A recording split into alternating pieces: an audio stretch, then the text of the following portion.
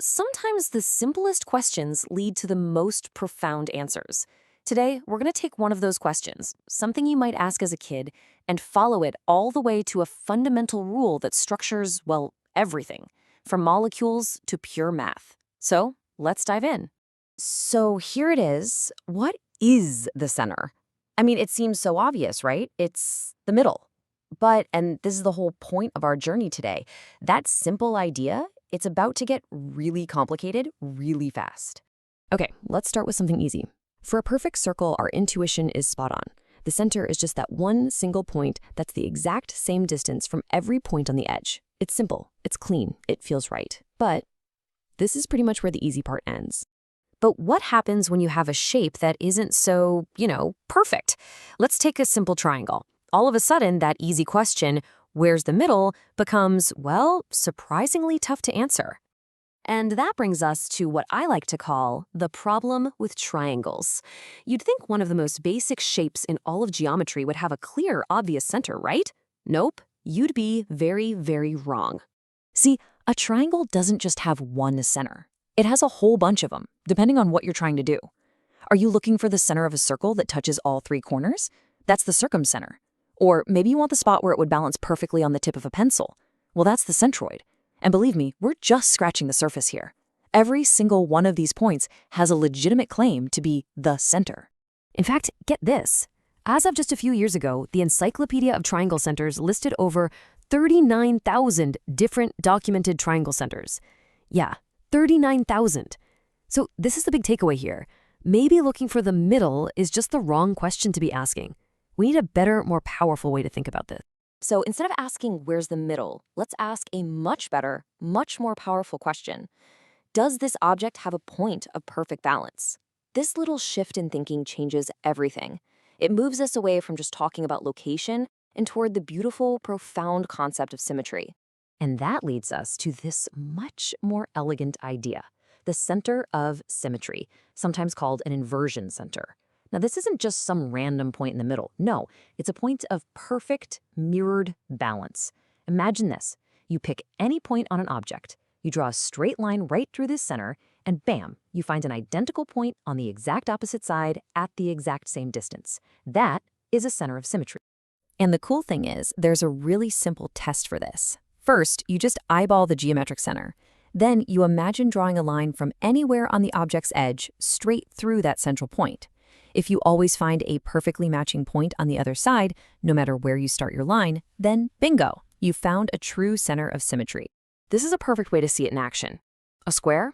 Oh yeah, it absolutely has a center of symmetry, right where its diagonals cross. Every corner has a perfect partner on the opposite side. But a regular old triangle? It totally fails the test. There's just no single point that gives you that perfect, mirrored balance for all of its corners.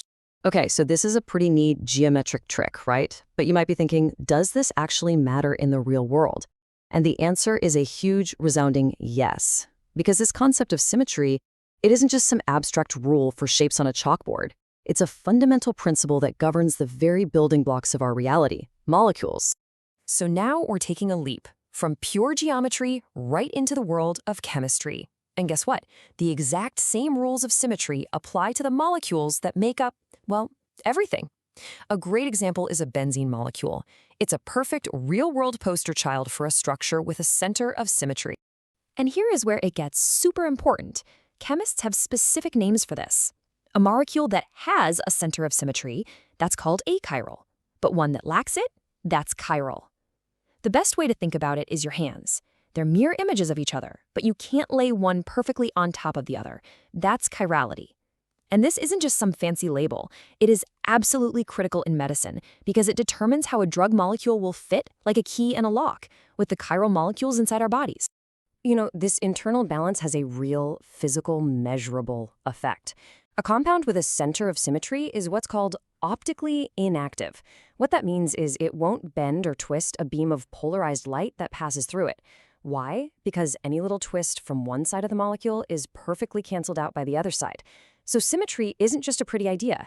It actually creates real, tangible physical properties. All right, so we've seen this idea pop up in simple shapes and in complex molecules, but its power is even more universal than that. Believe it or not, the principle of symmetry extends all the way into the purely abstract world of mathematics itself. Take the graph of a function, for instance. The exact same idea of an inversion center can apply. You can have a single point on a graph where every other point has a perfectly balanced buddy on the opposite side. Now, the slide shows you the formal math rule for this, but don't get bogged down in that. The core idea is exactly the same: perfect balance, just expressed in the language of algebra. And it goes even deeper. The principle even applies to totally abstract things, like matrices in linear algebra. A matrix can literally be symmetric around its center, meaning all its numbers are arranged in this perfectly balanced inverted pattern. It's the same fundamental idea of symmetry we saw in a simple square, but now it's being applied to a grid of numbers. How cool is that?